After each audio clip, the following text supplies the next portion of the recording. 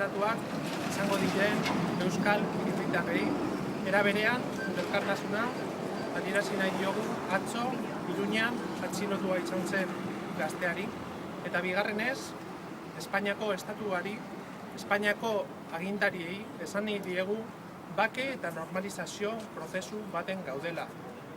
Epaiketa politikoak amaitu behar direla, atxiloketa politikoak amaitu behar direla, eta eszeziozko araudiarekin amaitu behar dela ere. Euskal gizarteak horrela eskatzen delako, nazioarteko komunitateak horrela eskatzen delako eta zentzuzkoa delako. Bake eta normalizazio bake prozesu baten gaude. Ezker guztiak.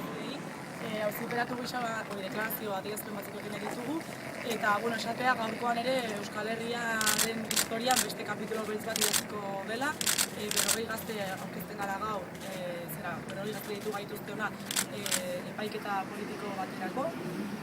Esatea kapitulo hau erabat lekuzkanpo dagoela, anarkismo politiko batean erortzen ari gara, izan ere duela 4 urte abiatutako operazio batengatik emaitzen gaituzte gaur,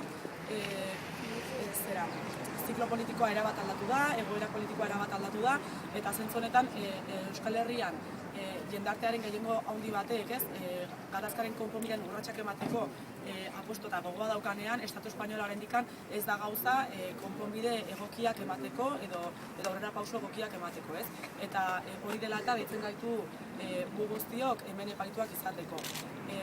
Zentzu honetan esateare bai, gure jarduera politikoa duela urte bezala, gatazkaren konponbidean eta Euskal Herria eraikitzeko urratsak ematen jarraituko dugula, eta orokorrean hori dela Euskal Herrian ere gertatzen ari dena, Beraz, eta jende gehiago gatazkaren konponbidearen alde, elkartasunetik konpromisora urratsak ematen, eta aldiz Estatu Espainolak jarraitzen du herriraren kontrako operazioak ematen, atzokoan Luis Goñi atxilotzen, eta horregatik esan nahi dugu ere bai, pentsatzen dugula edo nahia badugula Luis Goñi izan dadila azkeneko gaztea auzi politiko batetik espetxeratua dena, eta zentzu horretan hori gure indar guztia dugu dugula bai guk eta baita beroz eta jende gehiago pribatzeko, zentzu horretan erantzun bat emateko eta gatazkaren konponbidean urratsak emateko.